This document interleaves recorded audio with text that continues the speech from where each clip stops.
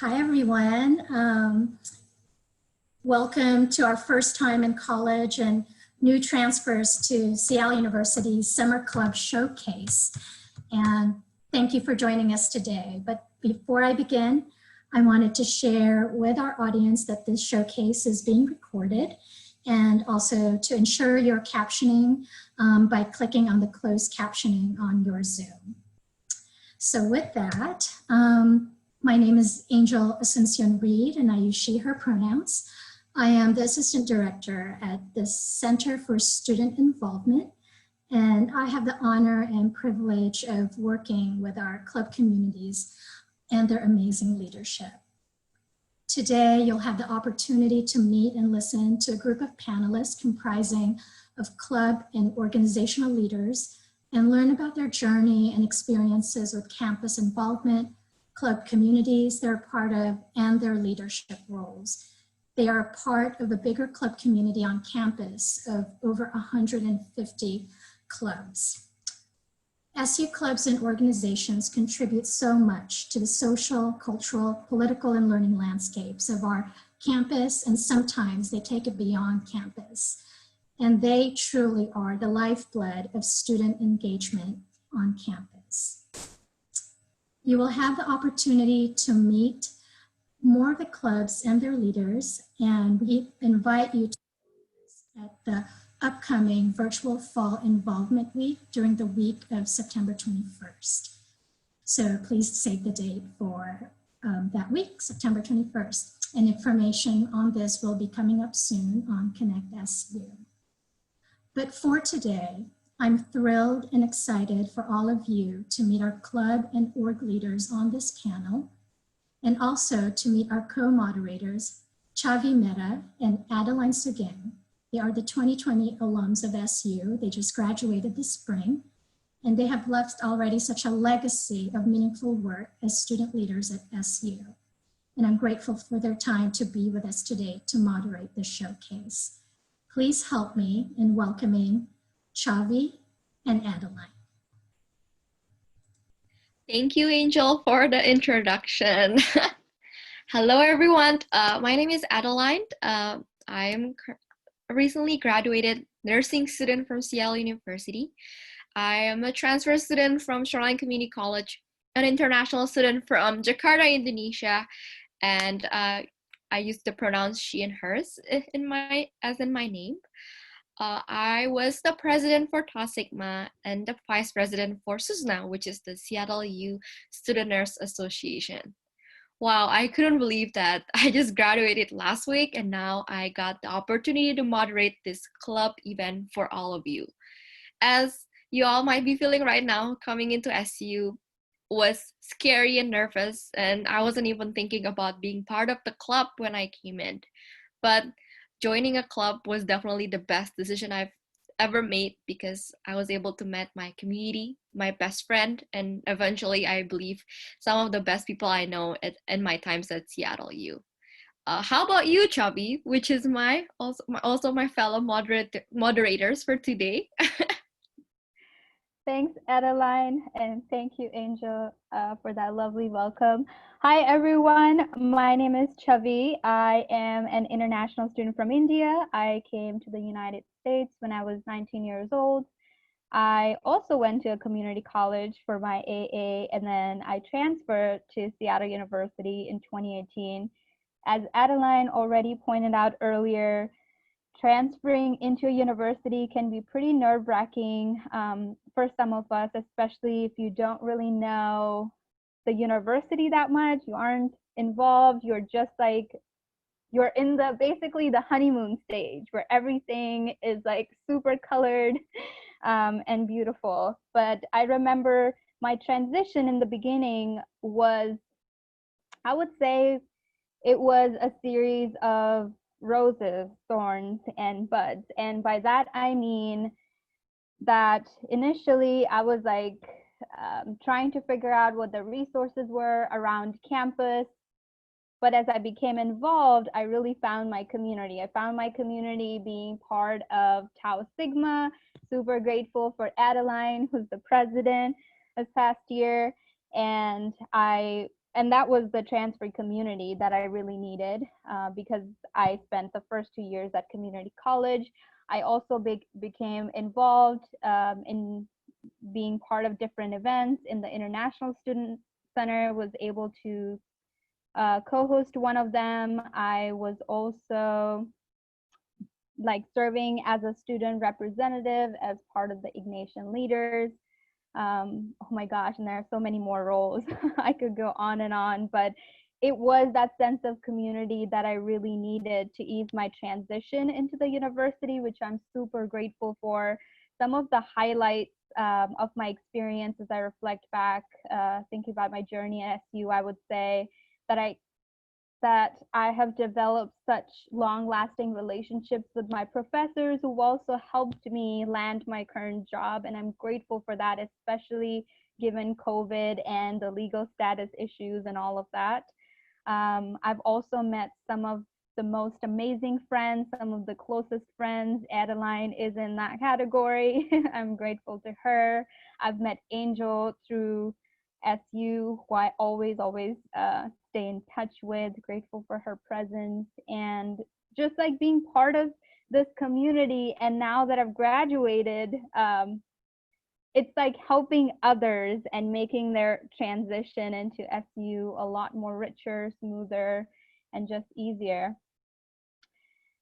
I would say I am 100% grateful to be part of SU's community. I still am, and I'm so excited to be co-moderating this session today with Adeline, and I wish you luck for your endeavors at SU, and I'm always here, happy to help. You can find me with either one of the glasses I'm wearing right now, or I have a huge collection. So yeah, good luck to all of you. Before we begin, I would like to say our land acknowledgement. As we begin our gathering, we respectfully acknowledge that our event today is taking place on occupied Coast Salish land, and that Seattle University is on the homelands of the Duwamish people. We pay respect to Coast Salish elders, past and present, and extend that respect to their descendants and to all Indigenous people. To acknowledge this land is to recognize its longer history and our place in that history.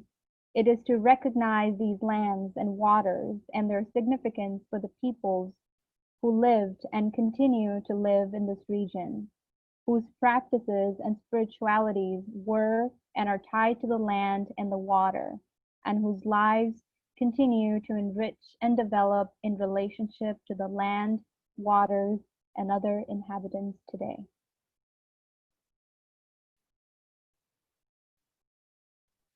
All right. Now, I think it's the perfect time to introduce some of the panelists that have joined us today. The panelists will introduce themselves, what their level of college is currently, or are they graduating?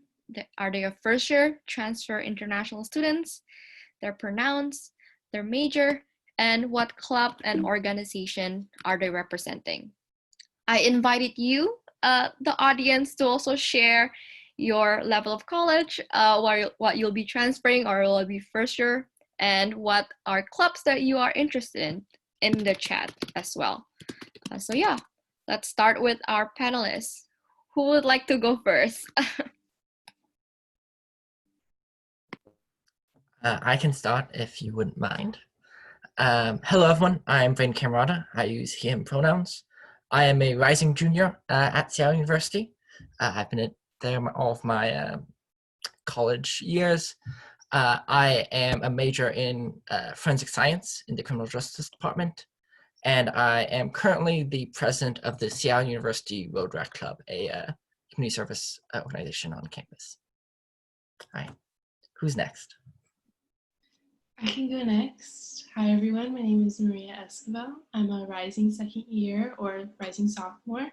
I use she, her, hers pronouns. My major is forensic psychology in the criminal justice department. And today I'm representing the Center for Student Involvement, also known as CSI, and Seattle U Dance Marathon. Who's next? I can go next.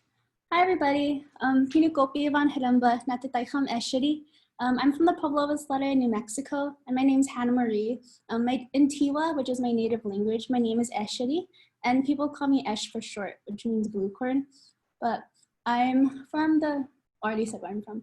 I just graduated from SCU last quarter, and I got a BA in environmental science with a minor in biology. And although I graduated, I'm actually working at the Indigenous Peoples Institute on campus. So if you have questions about that, feel free to reach out. But I'm here because I'm a part of two clubs. I'm the past president for the Indigenous Association on campus, and I'm also the past president for the Green Team. And I use she, her pronouns. I can go next. Esh, thank you for that. I'm so glad that Esh stayed on at least through Christmas. The transition has been so much easier with her staying, and just her presence in IPI, the Indigenous Peoples Institute, it needs that continuation from a student, especially as we go into this quarter through COVID. My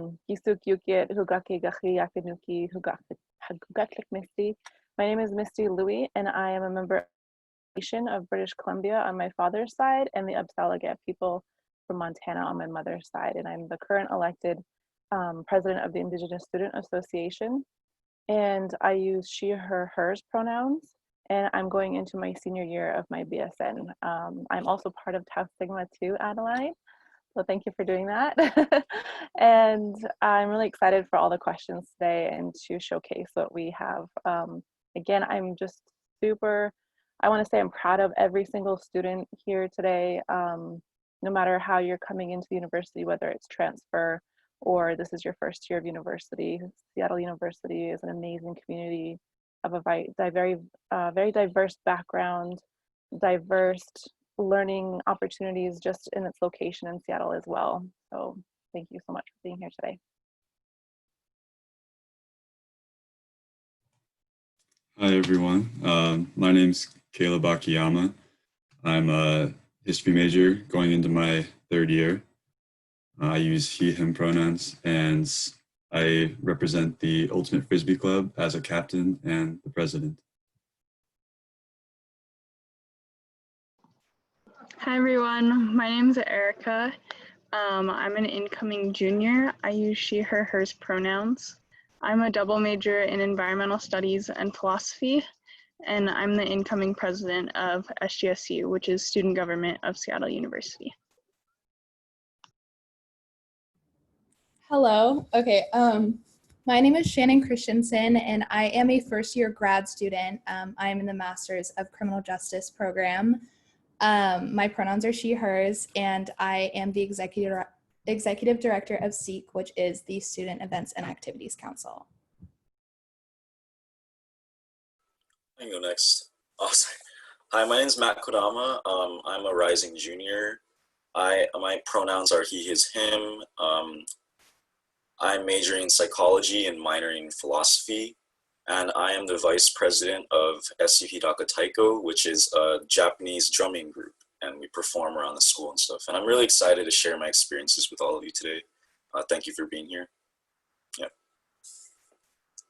Hi, I'm Andrew Koken, he, him pronouns. I'm a rising junior and majoring in computer engineering, minors in computer science and math. I'm representing the robotics club today. Hi everyone, my name is Jay. I am a rising junior majoring in business management, and I'm minoring in entrepreneurship and innovation. I'm the current standing president of the Seattle University American Marketing Association, which is one of the largest major-centric business clubs in the business school.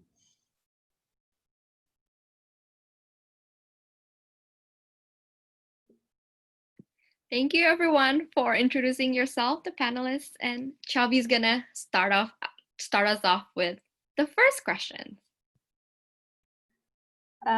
Welcome again to all the panelists, as Adeline already mentioned, and to our beautiful audience members. I guess I would want to start off with like why did you all choose to get involved at Seattle University? And if you were to reflect, like what were some of the guiding factors in helping you make that decision?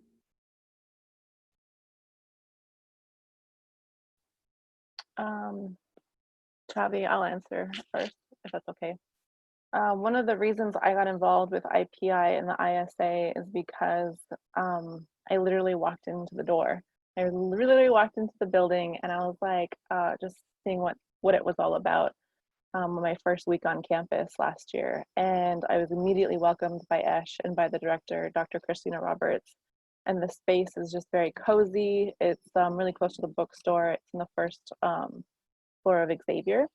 And just from that point forward, I was immediately introduced to other people on campus that was interested in working with the IPI and Indigenous students on certain projects. And from that point forward, I've just found it to be an amazing networking tool within the Seattle area itself, whether it had to do with Chief Seattle Club, Seattle Indian Health Board, because I'm in nursing, and so a lot of my stuff and my interests have to do with health too. And so there's people that have graduated from SU that come and join us on our weekly meetings just to sit down with our elder and read and talk. And there doesn't have to be a very specific topic of conversation or anything formal. You can just come and be and get a snack, and it's a very open, safe place for any student. And so getting involved with its leadership is something I knew I really wanted by the end of the year. And that's why I ran for president.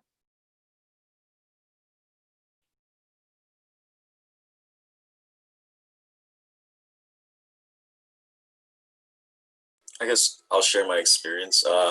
So my one of my friends from my high school actually convinced me to join Taiko because my high school had Taiko. So I wasn't gonna join at first, but she kind of just dragged me in, and immediately, like the first meeting, I just felt so accepted and welcomed, and I immediately felt like I had this community to just share my or like to grow with throughout college, because college is can be very scary in the beginning. You don't really know anyone, and when you just have that immediate like bond with people, it just feels really good. So yeah.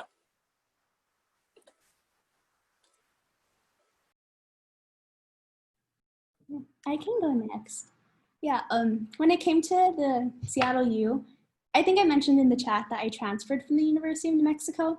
And so coming to Seattle U was my first time kind of out of state long term on my own. So it was very daunting.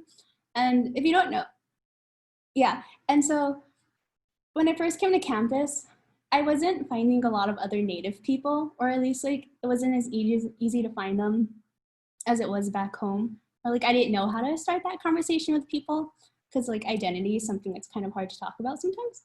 But I got first introduced to IPI through the involvement fair that CSI puts on. And so I found the table for the Indigenous Students Association. And I remember the old president and some of the other members were just so welcoming. And it was just like, it was a space on campus that I wasn't able to find anywhere else. And so I think that's what really drew me in. But yeah, like Misty mentioned, there's so many great things that come with it. And it was just like the initial welcoming feeling that I got that really made me want to like be a part of it. And then wanting to kind of help, like what Chavi was saying, once we graduate, you do want to help like you guys have this better experience. And I think that's what like brought me into leadership too, is wanting to have like play a part in that. But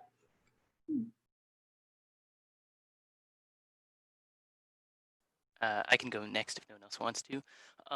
So I really started off, I didn't really initially join any clubs really. I hopped in, I went to the club fair, signed up for a million things, and for a little bit I didn't do much. I was just getting settled in friend groups, but I had the opportunity to do robotics both in high school and even all the way back to like 5th grade when I did Lego robotics and that kind of stuff. And so I just, after a while, it was like spring quarter midway through, I was like, I'm kind of missing that. And so that's when I just went around and I knew a bunch of various STEM majors who are like, they've all done robotics or something similar, they'd be interested. So that's when I started up the club in my freshman year. We've, just mostly we were building initially, and really it's been a great way to just bring a lot of people from various majors together, because they all have their, ME club or your electrical engineering club and various just specific majors. But this is a great way to meet everyone and talk to everyone and kind of work together on projects. Just kind of even something that, like, in the future, even in senior design projects you might be doing, it's a great way to meet people and just practice the skills they're learning in class.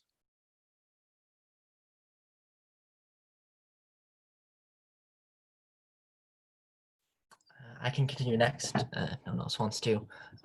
I the things that originally brought me to the Road Club was the atmosphere they gave. Even at the club fair, it was very inviting.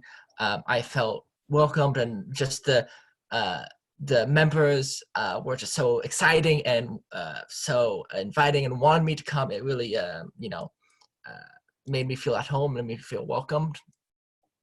Additionally, I was somewhat familiar with Rotary, the parent organization to Rotaract, which is a large organization which I had worked with before, and it kind of felt natural to go back with them again.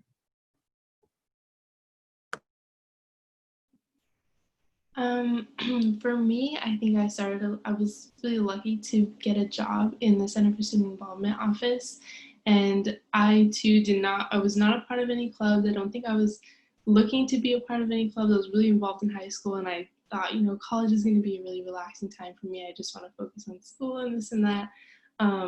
But what I do in the Center for Student Involvement, I'm like a little cute secretary, and I go and I help people connect them to, other clubs. And as I was doing that, I was like, I want to be a part of this, this greater community. People are connecting on these like entirely new levels, and people would walk into the office and they'd see their club members and they'd be making a poster, and it was just stuff like that I was like, I really want to be a part of this. And so from that, it was like this stepping stone, and I was like, what do I want to join? And then I signed up for different things, and I was talking to different people, and then from there I found out what I really like. And I think SU is really special in that you can join a club anytime.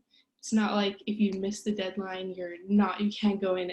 It's very welcoming. If you're like, I'm actually interested in this club, let me go sign up. Let me shoot them an email. They'll be like, that's no problem. So yeah, I started off kind of late, but also extremely grateful for everybody. Yeah, Go ahead, Caleb. Okay. For me, it was looking for opportunities to meet new people. It was my freshman year, and I had played Ultimate Frisbee for 1 year before in high school, but I wanted to try it more often. And so I went to practices more often and got to know the people better. And I found an amazing community that's super welcoming and engaging. And it teaches you a lot about communication and teamwork as well. And so when I had the chance to take a leadership role, I knew that I really wanted to be able to share those experiences with other people as well, and just become a more in tune with the team and everyone else on there.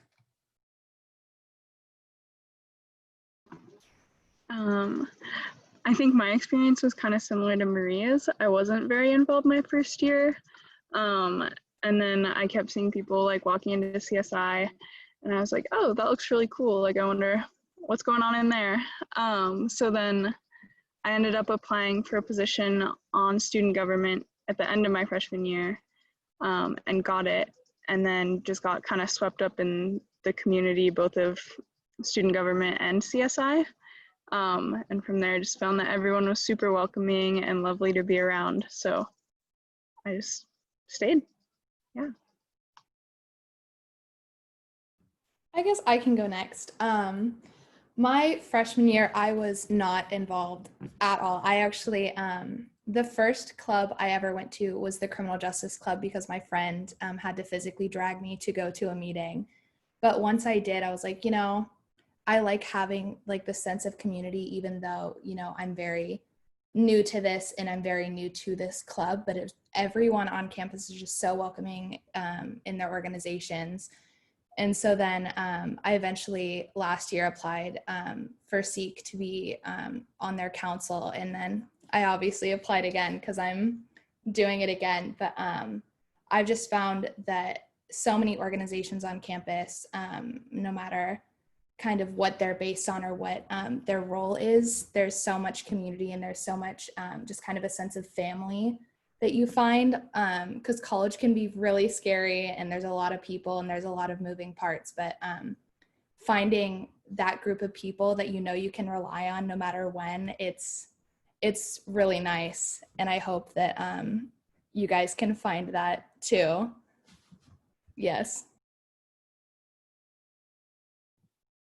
For me, I think in my freshman year, I attended this program in the business school called the Undergraduate Leadership Program, which brings in a selective number of students from different major groups and clubs on campus. So it's like you get to talk with people, so like individuals who are also freshmen or sophomores who are not in the same major as you, and it gives you a much more diverse feel. So I mean, that isn't a program, but it has a club associated with it. But through the program, I've really had a complete perspective introduction, and I got to know more about how it looks like in the depths of each business field. And as I ventured across the time in the first year as a director of marketing and communications at a management club, uh, people start to notice the efforts. I mean, like if a club stands out and it does something for the overall CLU community, provides value to students, then you get noticed and then you get opportunities. So I think in the same way, I have been introduced to the CLU American Marketing Association, which actually was, it does quite have a history with the school because it was set up in 2013 and has been a running chapter ever since.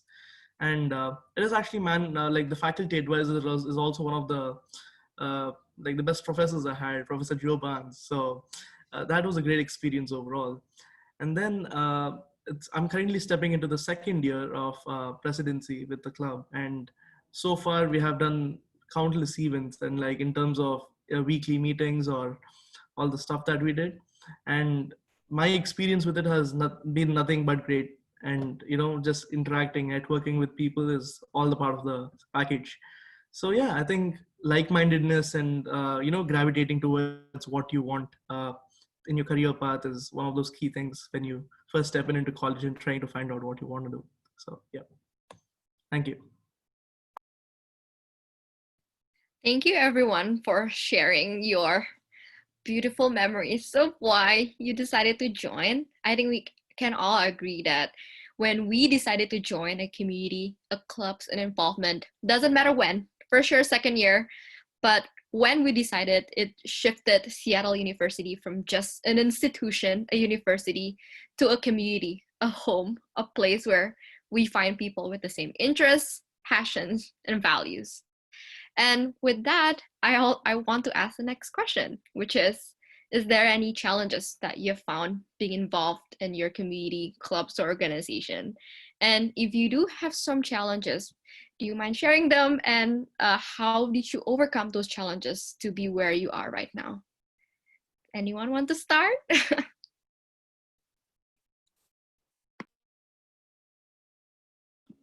I can start. I think a lot of challenges kind of came up. I think the first one was kind of reaching out. You know, do I want to reach out? Do I want, you know, am I going to be accepted? And I quickly learned that that's not an issue. People are really welcoming, and, you know, people want you to be involved and be a part of their club. They want to expand their communities and their organizations. So I think my advice would be, don't be afraid, you know, just do it, you can do it. Another challenge I think with being part of so much is, how do I manage my time? And I found that having a calendar really works, and also communicating with one another, like, you know what, I'm really busy today, maybe we can talk about our meeting next week, or, you know, just telling people. And, you know, people are so understanding. They'll say, you know what, focus on school, focus on this club, and, you know, everything will be okay. So yeah. Yeah, I found that my challenges are very similar, especially whenever like I first started joining clubs, because I found that it's very easy to go to the first meeting, but then going to the second one there's kind of like a source of anxiety to be like, oh, I don't know who's going to be there. Like my friends aren't coming with me, so I don't know anyone. And having to kind of step out of your comfort zone with a group of people that you might not be very comfortable with is very hard. But I found that if I just kind of pushed myself past like the anxiety that I had about it, I found that like it wasn't an issue at all. And I kind of made that up for myself. But it's like, the challenge is to just not be afraid, which is extremely difficult. But I found that if you just kind of push yourself, it becomes a lot easier, and you can find that sense of community because everyone else is feeling the exact same way, and everyone else is kind of has that nervous energy as well. So it's just finding a way to kind of encourage yourself to kind of step out there.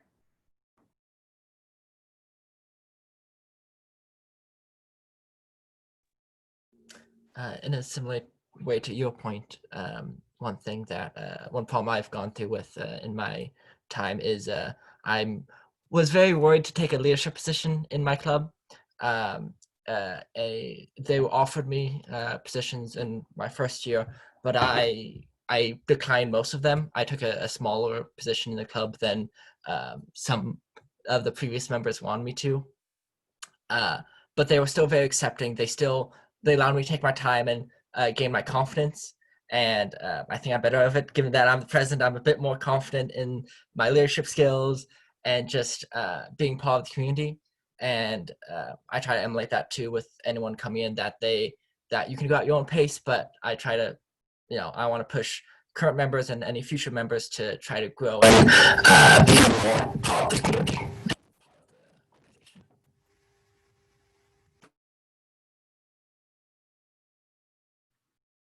I can go.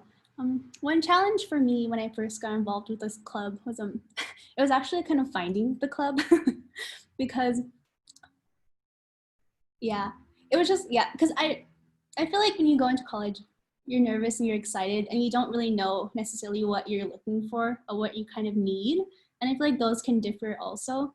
And so I'm going to mention the involvement fair again, but it wasn't until going around there and kind of being able to check out the clubs that I didn't realize that sorry, I messed that up. But no, it wasn't until the involvement fair that I was actually able to find the club.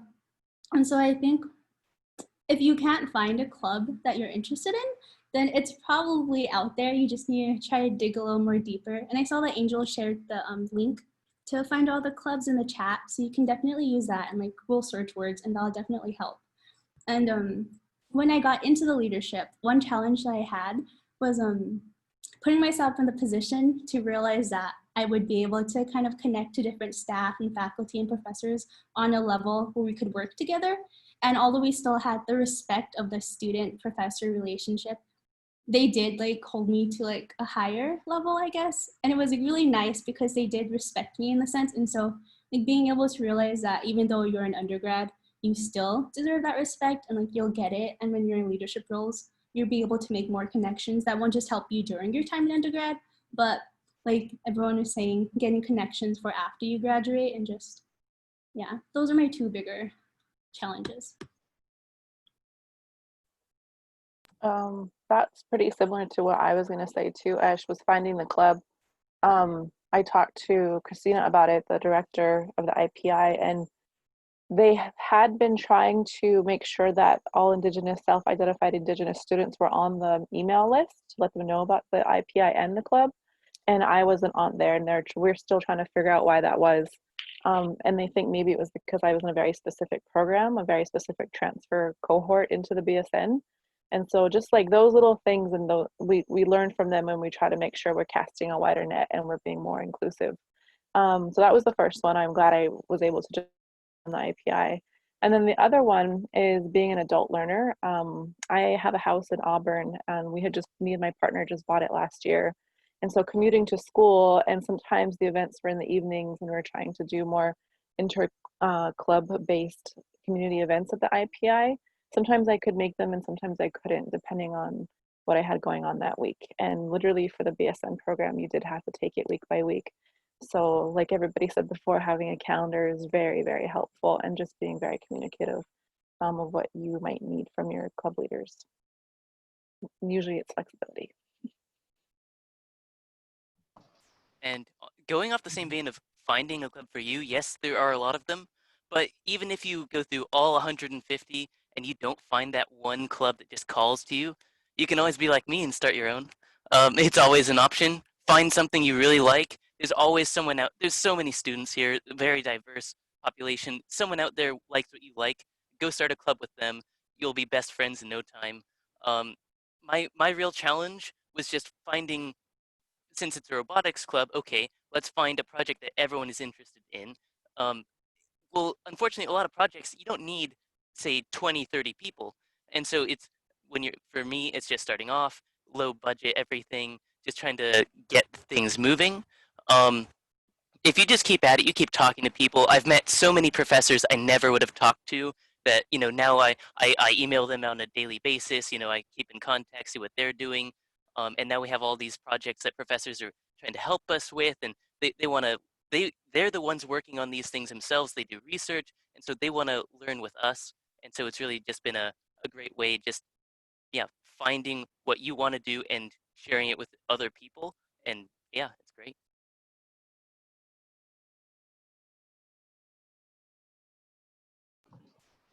I think one of the challenges that I faced like joining clubs and getting more and more involved is like that time management and communication piece. And like some other folks were saying, like people are so understanding, like just finding the confidence to be vulnerable and like honest about what you actually need and what your capacity looks like in that moment, I think is super important for making sure you don't like burn out or overload yourself or anything like that. Yeah, I'm just gonna, oh, sorry. Do you want to go first? It's fine. Oh yeah, thank you. I was gonna go off of that point. Like, don't be afraid to let your club leaders know that you can't make a meeting. Like, you don't want to overwhelm yourself. Like, your academics is definitely the top priority here. Like, being in Taiko, having to do 4 practices a week, that's very demanding. So, I mean, I'm not saying that every club is like that, but if you have to take care of something, just let your club leaders know. They'll understand them. I mean, it's better to let them know than to not, and then to miss a meeting.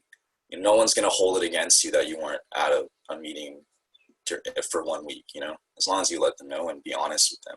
So.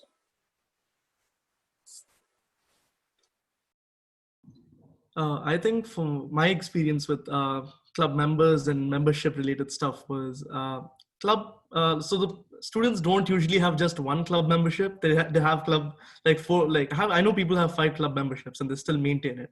So for example, one of my good friends is a part of Hiraka Taiko, and also I have a friend who's a part of the dance marathon. And when the seasonal showcases come for their clubs, right, they have to skip out on our club meetings.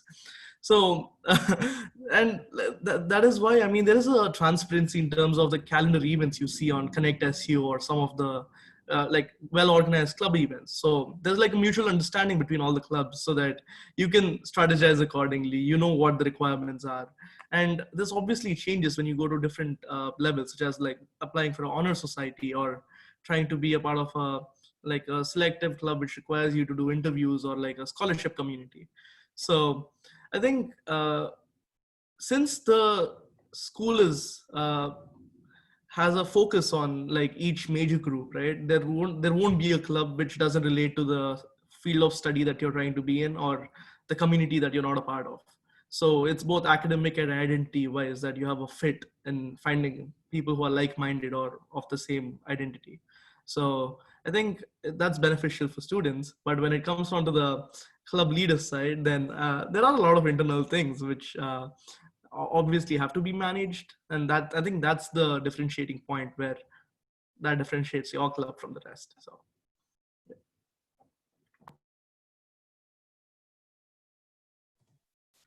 yeah, for me it was kind of this expectation I set for myself that if I wasn't good at Ultimate, then no one would want to talk to me, and so I focused a lot on training but not as much on the conversations.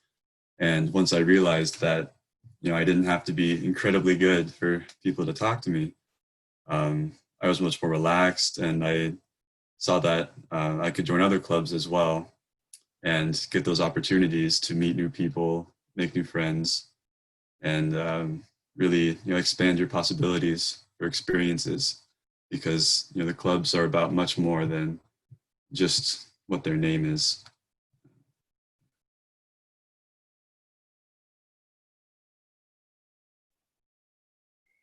Thank you so much to our panelists for sharing some of your challenges. I think I hear a lot of initial anxiety, feeling overwhelmed, not really knowing where to start, and finding your community and finding your space through common interests, like having a calendar to manage your time and communicating, because life happens, and knowing and owning that this is all that you can take on right now is very valuable. And I just wanted to reflect really quickly on Braden's point. He brought up a really good point about leadership aspect. You don't have to be a capital L to take on a leadership role. You can always make change and create change in your small community. So I just really wanted to say that out loud. My next question is, to the panelists, who were some of your mentors or support systems that helped ease your transition into Seattle University? If you were to pick a few. I can go first. This one came to mind so easy. Definitely Angel. Angel is, like, she's here. She was the first person you guys had all heard from. She is basically in charge of all the clubs and organizations, and she does an amazing job. It felt like every time she talks to me, it feels like she's there for me, and she's there for me. She's here to help me. She just wants the best, and I feel like she was the first person that really opened the door to a whole bunch of mentors who want the same thing. They just want you to feel like you have a home, feel comfortable, find a space for you. And I'm eternally grateful for Angel 100%. And through her, I found DeAndre, who's the main supervisor of Dance Marathon, another organization that I'm a part of, and everybody in that CSI office, teachers. But yeah, shout out to Angel.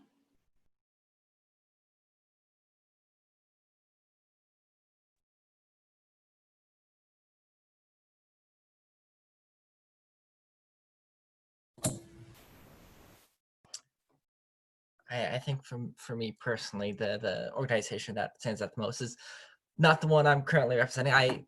While I have found this in this community, I must fully admit the first club that I was really felt at home and really felt in with was a club that's currently actually not here. They'll be here on Thursday for the meeting, the role-playing games club. I am a complete and utter nerd. I will fully admit that. So just finding like-minded people who like playing Dungeons and Dragons and talking video games online and all that stuff was really something that made me feel very welcomed, made me feel very welcomed in this community. So that's personally for me. That's a really great question. Thank you for that. I have quite a few actually. As a transfer student, I got hooked up with a lot of advisors from South Seattle College that had worked at SU, and so they connected me right away. They just said, hey, go to this place, go to the outreach center, just go introduce yourself. And immediately I was introduced to some fellow veterans of mine. And then as well as the IPI, people like Ash specifically, Christina Roberts, and Brooke Pinkham. Brooke is a professor. She's an Indigenous woman as well in the School of Law, and just having those roundtable talks in the first few weeks of what their experience with SU was from that side and from the student side. There's just so many, I feel like that's just what everybody does at SU. If they can't directly give you the answer that you need, they know someone that can. So it is really about networking. And then of course into the BSN program, we had orientations all summer long before we got into the program. And so we got to meet a lot of our fellow students before the first day of class. And we have a cohort of 84 students. And instantly it's like a giant family, and you're all on the same page, and you're going all through the rigorous requirements of getting into the nursing program. together. There's just so much to do even before the first day of school. So there was a lot happening for me, and I was just really happy to have all these people to like help point me in the right directions.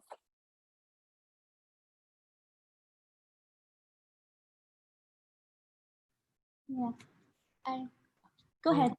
And I think a lot of clubs also have faculty mentors and like faculty advisors, as they call them.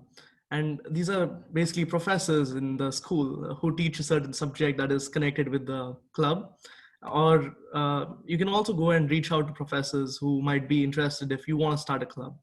And I think for me, Professor Joe Barnes, as I've mentioned, he teaches marketing and business integration in the Albus School of Business. And he has been with the American Marketing Association for like the time it started in SU. And I think he was a member of it, the nationwide organization before as well. So with all his experience and expertise in the industry and the field of study that he's teaching, the insights that come from him become extremely valuable in providing value to students. And that's the biggest chunk of what they benefit from out of all the other business school events, because there's the business school has a career center which does events. It has an advising center which does events.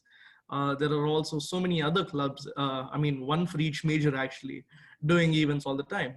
So I mean, how do you differentiate from all of them? And in order to provide something that hasn't been given before to students is the kind of an approach that I learned from, like, by taking advice from Professor Barnes all the time. And he also really cares about people, and like he encourages you in times like when you're trying to figure out something.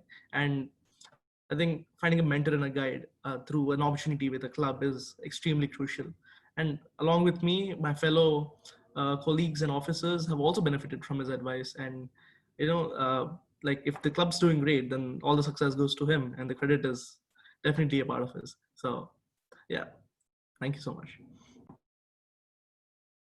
Yeah, never be afraid to reach out to any professor, even if you never know, you don't know them, you have no idea what they really do. I mean, it doesn't hurt to ask. You never know what insight they might have. I mean, for example, my club has a mentor from essentially every engineering department, even civil engineering, which, okay, robotics, well, you don't think too much about, buildings and robots. The building is not supposed to move, the robot is supposed to. But actually, there's a lot of sensors, and for example, that I didn't really think about, especially for environmental science as well, which is very applicable. And now we have Professor Lauer, who's put us in contact with some people for various projects that we're going to be doing, and he's really been incredibly helpful. For example, Professor Bankhead, he's a great resource from our club. He's always going out of his way to teach you whatever you want. He runs the innovation lab, so you want to learn how to 3D print things, or you want to learn how to laser cut things. Doesn't matter where you're from. He'll show you how to do it. So always be ready to reach out, and most of the time they're gonna tell you something you never knew you wanted to know.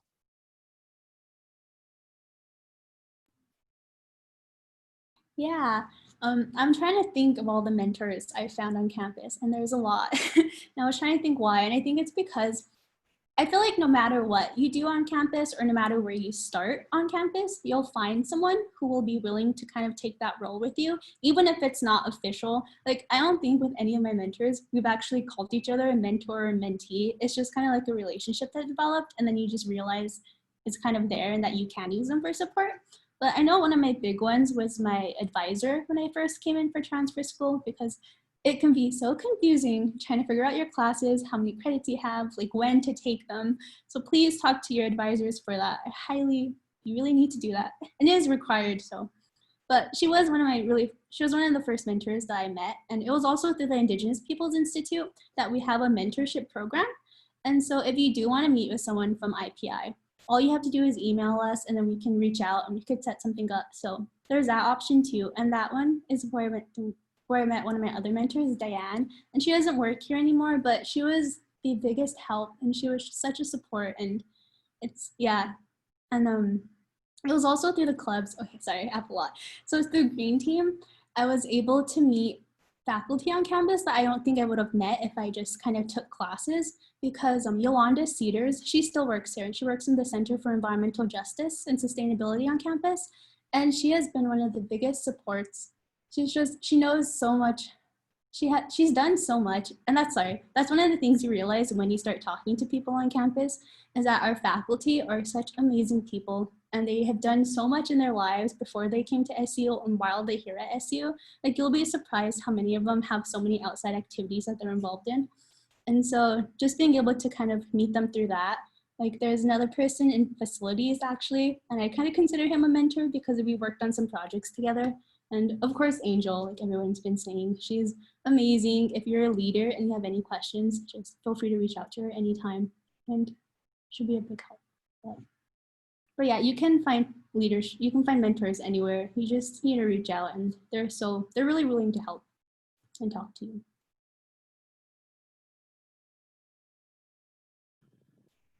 I think similarly, like some of the best mentors I've had are through clubs. So like Michelle Harper-Kowalczyk is the advisor for SGSU, and she's been just a fantastic supporter and great for connecting you with resources, and just overall fantastic person. And then even inside of classes, it's like professors are so willing to act as a mentor to you, just give advice, that sort of thing. So Dr. Christina Roberts and Dr. Heidi Leary have been really impactful for me. Even though like Dr. Christina Roberts' class wasn't in my major, she was still willing to like take the time to help me like talk through different things about my academic career, I guess. So yeah, faculty is so willing to support and help you in whatever you're curious about and interested in.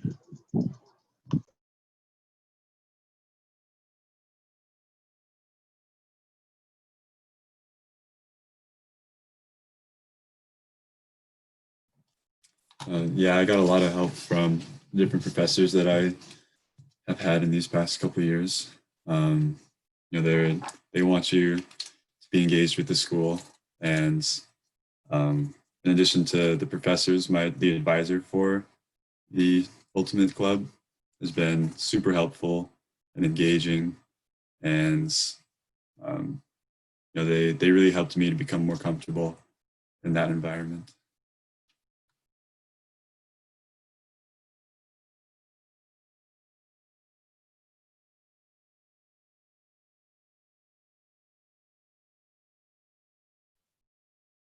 All right. Is it okay?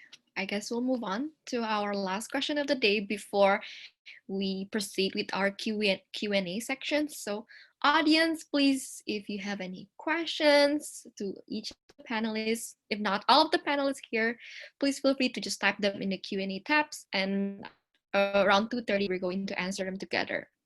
And I just want to summarize. Yes, I think each one of us here have met our own mentors, professor, instructors, friends, older students that we weren't expecting to meet, but have contributed so much to our learning, to our communities, open doors to experience that we never felt that we would have got if it weren't for them, open doors to other professor, networking opportunities, and yeah, they just have contributed so much to us being present at Seattle University. And before we jump in on our Q&A, I just want to ask, what is your most fun highlights experience, memories when you're representing your clubs, your involvement in your organization? And then how does that make you into the person you are today, now, or maybe like when you graduate later? So yeah, feel free.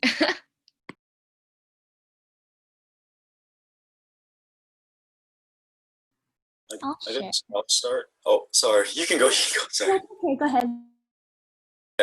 Well, I think my greatest memory was my so Tycho has like an annual showcase, so it's basically like our end of the year concert. So that is just like the final showdown. You know, it's like all the whole year of just like practices and all that hard work leading up to that one event. It's just was the greatest feeling ever. Like finishing it, you know, finishing the year off with that just felt so good, and it made me want to continue the legacy of Hidaka Taiko. That's really why I got involved with leadership in the club, is just wanting to almost like relive that experience another time and another time again, and just put all my hard work and myself into this club, this journey, you know, for that end goal. Yeah.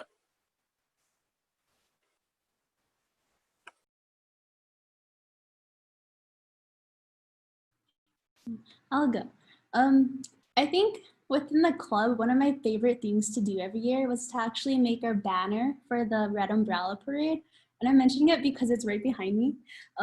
So every year, like clubs can participate in the Red Banner Parade during the homecoming week for SU. And you can, if you win first place or second or third, if you place, you get a money prize for the club, which is really nice. And yeah, so just so you guys can see it, we made it with like the things are different.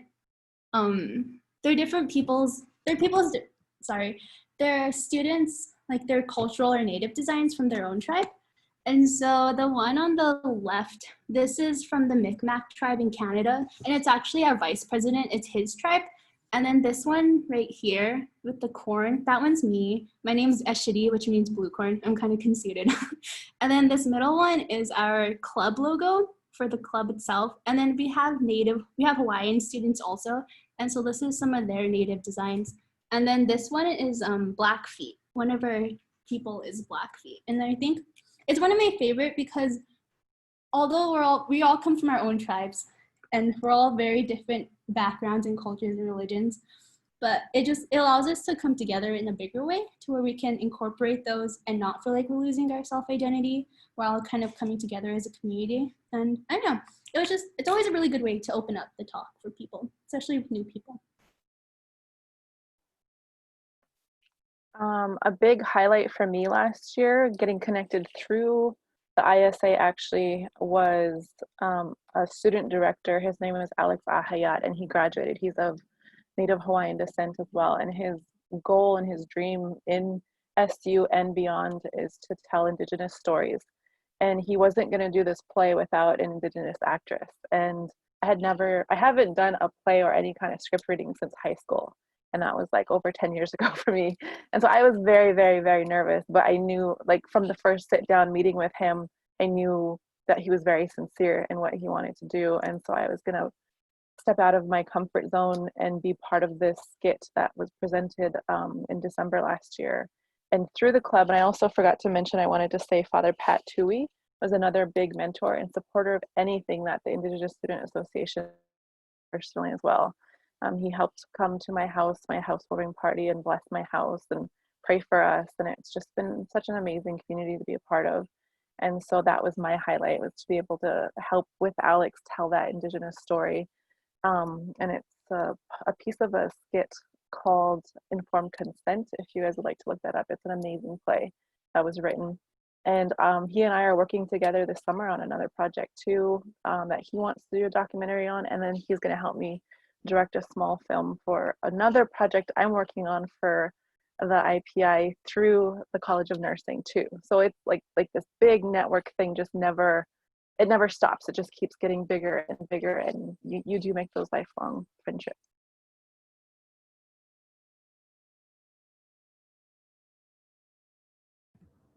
I guess I can go. I would say a highlight for last year was getting to plan Quadstock. I was a Quadstock co-chair with Seek last year, and just kind of getting to go through kind of all the processes of getting to plan like a pretty big scale music festival for Seattle U. It's one of the 3 larger events that Seek does throughout the year, and getting to meet and interact with so many different people that I wouldn't normally have gotten to unless I was in that position was so cool. And kind of getting to, kind of have this project that I get to work on outside of what I would normally do, which is criminal justice. And there's no music festival planning involved in that at all. But yeah, it was so fun. But unfortunately it got canceled because of COVID. So we never got to actually have it, but hopes for this year for our Quad-Stock co-chairs who get to plan it this year. But that was just kind of one of the highlights of my college experience and my experience with Seek and low-key my life. But yeah, that's it. I'd say one of the best memories I have with the Ultimate Club is when I was finally able to perform a certain throw that I'd been working on my first year. And like, right as I threw it, I knew that all that hard work had paid off.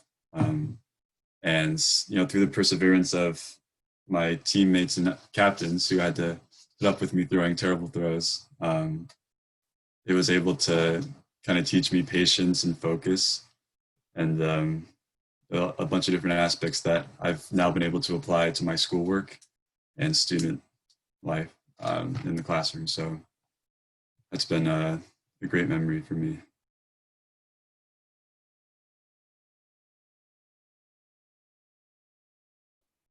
I'd have to say for us, at least, some of the most fun I've had is just, so what we have is the innovation lab where we have like our 3D printers and whatever else. So what we do is workshops where people who don't know how to use some of the tools, like today everyone's going to learn how to use the 3D printer. Today everyone's going to learn how to use the laser cutter. Well, there's nothing like teaching everyone to harness the power of lasers to make objects that, whether useful, like a pencil holder, all the way to someone made a dinosaur, and just a little decorative thing. Just just seeing everyone enjoying that is really one of the highlights that we've had. And looking forward to, circumstances permitting, this year we might be able to do some field visits to some of the projects that we're working on out in the valley. And yeah, hopefully that should be fun. One of my personal club, one of my favorite personal experiences is 2 years ago, actually.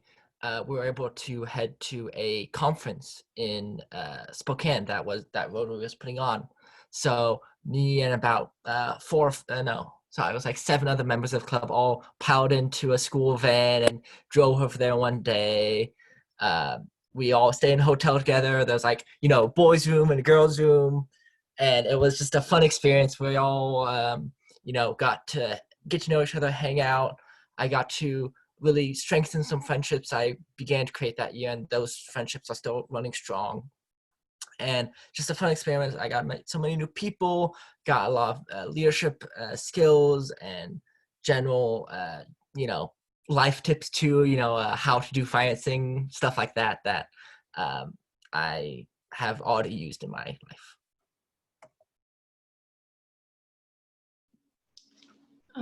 For me, a highlight being in the CSI office has just been meeting new people, different people, people that you never think you'd connect with, and just getting to know them and them encouraging you to try something new, try their clubs.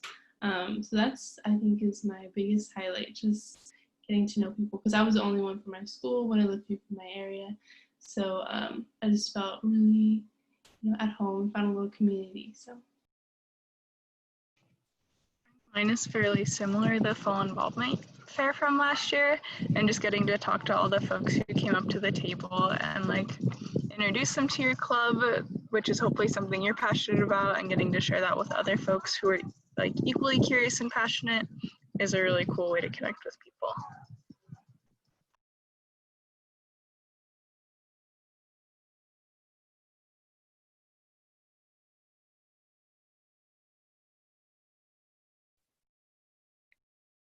Is it okay if I share my highlight at Seattle U? I think for me was when I was the president of Tau Sigma, and I got to host this Tau Sigma induction ceremony, basically students being invited to be a member of the Transfer Honor Society. And we were in Pickett Auditorium, and new transfer student was in their second quarter, get the opportunity to basically shake hands with the dean of their own college as a way of recognizing them as being part of the Transfer Honor Society. And seeing them shaking the hands of the dean, receiving the certificates, was like the highlight of my presidency at Tau Sigma. How about you, Chavi? Oh my gosh, it's so hard to pick one. I guess I have a couple. I think in terms of my favorite memories. It's in addition to talking to Angel all day, every day. It has been just hanging out at the Outreach Center where I get to meet first generation students and from all different backgrounds, including international students, and like just chiming into the conversations, and then some coming in to grab a bowl of rice as we would do for lunch, or some playing games and all that. I think it's also been co-hosting the international dinner, which is like the biggest international students event on campus where people from all different backgrounds come together and share foods from all different cultures. So that's been really, really fun. Yeah, that's all I have. I also want to thank all the panelists for their time. And we can, I guess, now dive into the Q&A. Adeline, do you want to start? Yeah, sure. I guess I can start by rereading some of the answered questions. I feel like it's important to share. Thank you so much for Andrew, Caleb, and Matt for answering, but I want all the audience to be able to hear what the questions and the answer was. So the first one, is it hard to start a new club? And Andrew answered, well, the process of for starting a club is pretty simple. The full details are in the link in the answered Q&A, but essentially you need a minimum of 6 members and a faculty advisors. And after that, you attend a few training in the fall with Angel and create a constitution together. Yeah. Next question, Chavi. The next question was specifically for Caleb or anyone else who was involved in the athletic clubs. Are practices and games going to happen in the fall? And then Caleb answered, from his understanding, games and tournaments are not going to happen for the fall quarter. This is a bummer. Practices on the field are not a certainty. We are waiting to hear more on that from UREC, which is our University Recreation Department, in addition to how the phases of King County progress in these upcoming months. And Kenneth also asked, is there a filmmaking club at Seattle U? And thank you, Matt, for answering. Yes, there is. And actually, Matt's a good friend is involved there. Her name is Maya Filoria. And yeah, and feel free, later on, Angel is going to share about Connect SU. So feel free to search filmmaking club over there. One question that we're waiting to answer is what's a manageable amount of clubs? Angel, do you have the answer to that one, or anyone else? I have my 2 cents on it, if you would like to hear it. I think it depends a lot on how much you want to get involved in the clubs. I would recommend not being in a leadership position of more than 2 clubs. But if you want to just attend, multiple clubs, not in a leadership particularly position, you could easily do 4 or 5, I'm sure. Again, it also depends on how hard classes are for a given quarter or various other factors like that. But I think you can definitely spread out and, get involved in a lot of clubs if you want to. I had a thought on that too. I read that as well. I think it also depends on what that club needs from each quarter to quarter, because like Matt said, like some clubs meet 4 times a week, other clubs meet once quarterly. Some are more just for networking and some just for support. And again, some are more like we have to meet every week because we have this thing we're going to be putting on, something like that. So it just really depends on how much you want to get involved and how much each club needs. Yeah, I was gonna kind of say the same thing as you two, but I think another part I want to add too is that since there's different clubs, like you kind of said, like there's community clubs or there's more of like the academic clubs, like there's a bunch of different categories. And so I feel like if you do want to take leadership and stuff, like you would be able to do multiple clubs, and like it depends. Like I feel like you'd be able to do like one community club, like one education club, like maybe like 2 or 3 academic clubs would be really tough because I feel like those might be a little more time consuming and like would want you to be there, but you can get a range of clubs in, I think. And so kind of like feel like you're not having to choose between them all.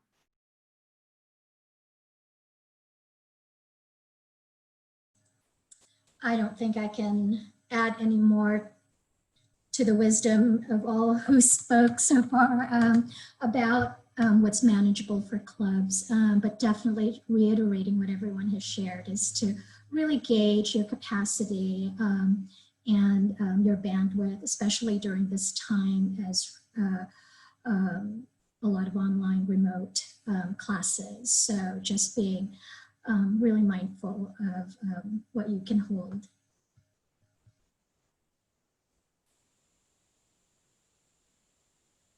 All right, next questions. Oh, can I add something if you don't Oh mind? yeah.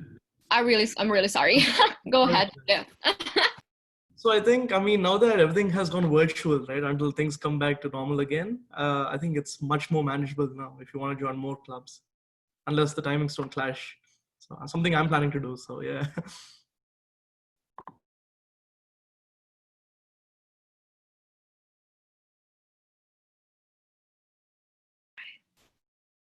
Anyone planning to add more to the table? All right, I guess we can go next. Zoe asks, will Inigo Productions be doing anything in the fall quarter? I can answer, or I'll respond to this question. Because of COVID,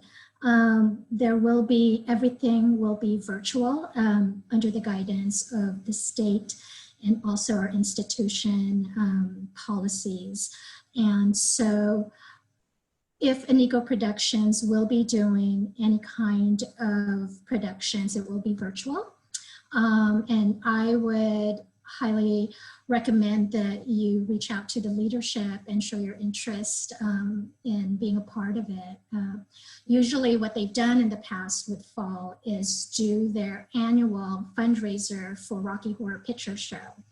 I'm not quite sure if they're going to do that virtually this year, but hoping, because it's really a fun show.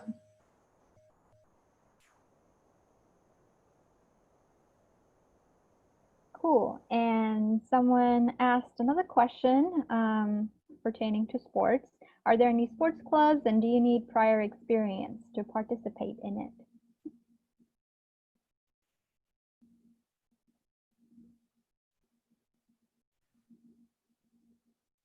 We do have sports clubs. I'm not sure what they all are, but I know there's, is it rugby? No, I don't think it's rugby. It's like the soccer sport that's more tough. But there's that. And then, oh, I forgot all the names. Never mind. But there are sports clubs. Yeah, we do offer some sports clubs. And again, if you don't, say there's a specific sport and you don't see it, you're more than welcome to start a club. I know also through UREC, they have like club sports, which is kind of different. That's like, you're not on the main team, but it's like a pretty intense like gaming team thing. And then they also have intramural sports, which is more of like a fun, like, oh yeah, I'm gonna play soccer with my team this weekend. That's a little less competitive and more like fun, friendly things. And then also we have like the club route through the CSI office and stuff. I remember there was a dodgeball club, which was super fun, and you didn't need any experience to go and join it. So. And I just linked the Connect SU sports clubs category, so you could see which sports clubs are recognized for this year. And I also added the contact for sports club, which is Kirsten Schumacher, who goes by Shu, and Shu is the assistant director at University of Recreations.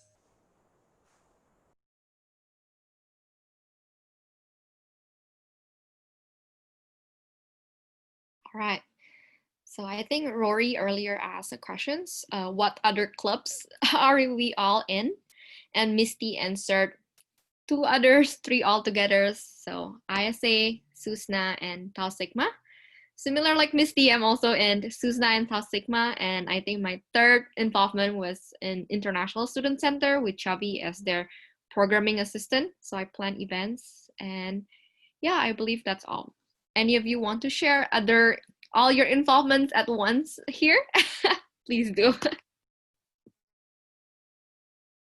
I can go. Like I mentioned earlier, I'm part of the Center for Student Involvement. I'm a SIA there. I'm also Director of Procurements at Seattle U Dance Marathon. I am a club member for MedCha, which is a cultural club kind of geared for Hispanic, Latinx, Chicanx culture, and here to teach and love and, create a community for them. And also a part of the Connections Leadership Program.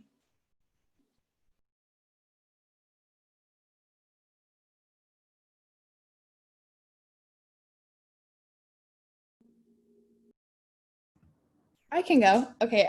Sorry, I had to like write down the list so I didn't forget anything. But I'm the executive director of SEEK, which I mentioned before, and then I'm also a part of KXSU, which is the student run radio station on campus, as well as KXSU News. And then I'm also in the Criminal Justice Club, as well as Alpha Phi Sigma, which is the Criminal Justice Honor Society. Yes. Yeah, for clubs that I was actively involved in, I think it would be Tau Sigma Green Team and the Indigenous Students Association. But I want to add too that I am a part of probably 4 or 5 different email listservs for other clubs. And one is, I love this club, the SU Circus Club. I never had time to actually go practice, but that was a club that I really wanted to join. And then just from the clubs, I was also able to be involved in some committees that aren't necessarily related to the club, but I was able to get the opportunity from them. And so it was the Earth Month committee, because SU does a lot of events during Earth Month. And it was also the Mission Day Planning Committee.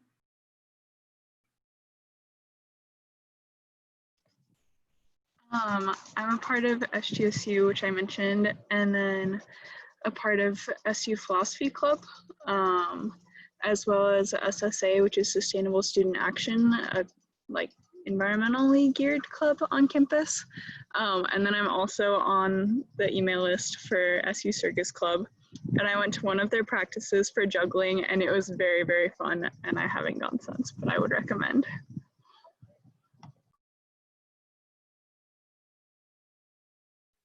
Yeah, other than robotics, I am also a big supporter of the role play club. Definitely a fun time. I'm also on many. I signed up for so many things, so many lists. Especially like electrical engineering club because that's my major area, and then Smash Club, esports, that kind of stuff. I also I'm not actually on any email lists for Taiko, but I have a lot of friends in Taiko, so I make sure to go to all the events if I can.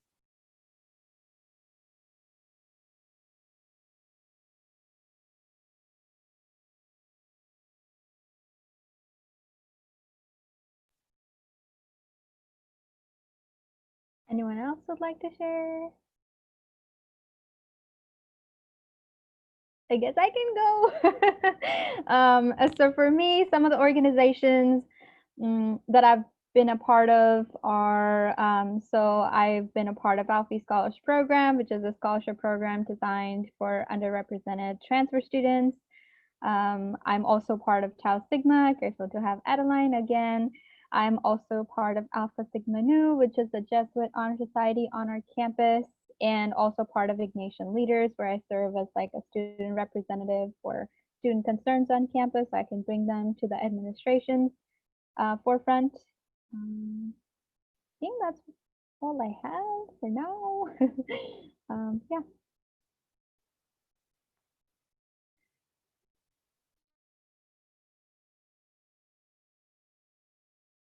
Oh, I think we do have one question in our Q&A. So the question goes, are there any language clubs such as Japanese or American Sign Language? I can respond to this question. I don't know if we do have cultural clubs. We have a Japanese student association, Korean student association, a lot of cultural clubs, but I'm not quite sure if there's intentionality around language as part of their club community. And I know that there was interest last spring quarter of starting an American Sign Language club, but that never came through. So if any of you all want to start intentional language club or an American Sign Language club, connect with me. I'd love to talk about it with you.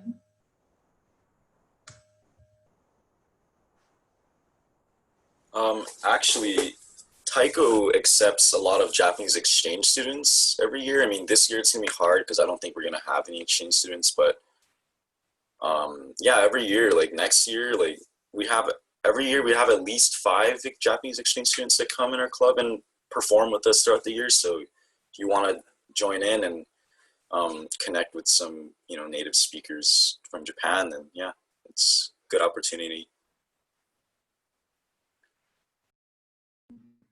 And I was just gonna say, it's not a club opportunity, but I know that if you take a language at SU, sometimes the professors will have little mini events kind of for like their classes and like evolving around the language that they're focusing on. So I feel like you might have a chance to attend those if you do reach out to like one of the language professors, and that might be some opportunity if there's not a club already.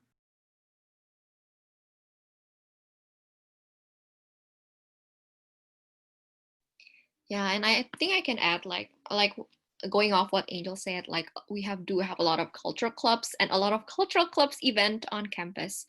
Uh, um, just basically a lot of them. So sometimes I was able to learn a new word just by coming to their event, enjoying their dances.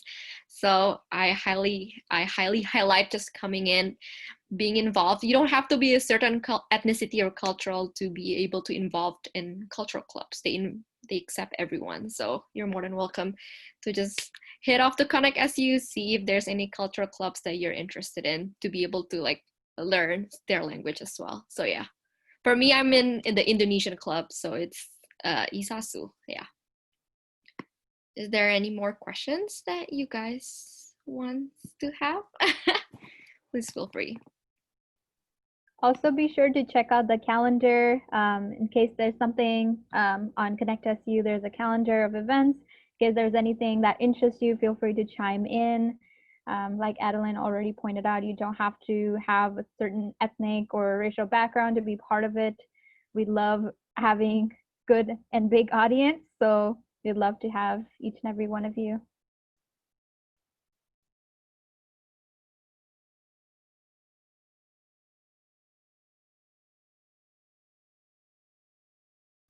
Oh, sorry, can I add one more thing? If you do want to find a club on social media, if you go on Instagram or Facebook, if you type in Seattle U first, like there's going to be so many pages and different people and like groups that pop up. So that could be a different way to find a club if you don't want to like just go through a list.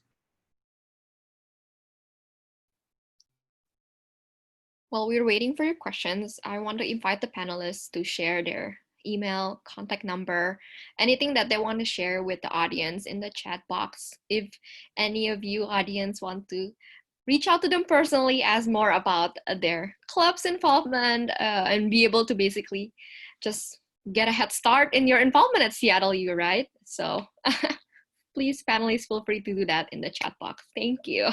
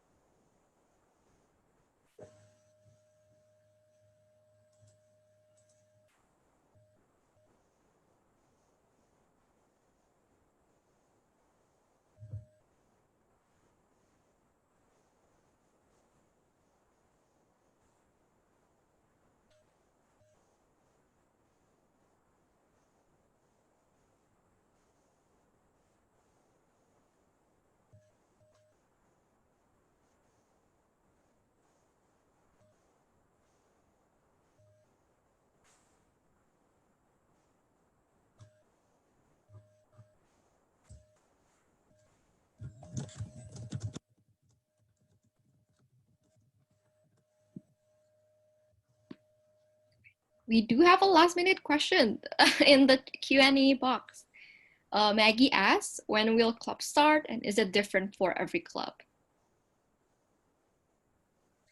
I can answer that question. It is different for every club. They have different paces and different just different calendaring. And so I would check their Connect SU Club page to see when their first meetings are or when the regular meetings are happening.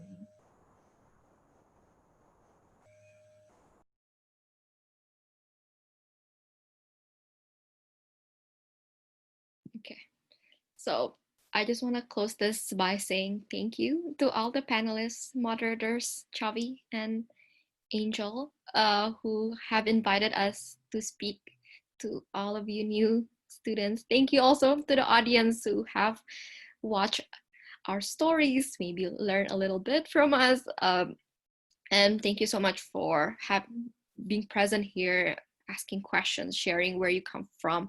I think we can all agree that we're excited to have you at Seattle University. We're excited to lead you, maybe introduce you to our clubs at Seattle University and help you with your journey. And we can only hope that you have as great or even better experience like all of us at Seattle University.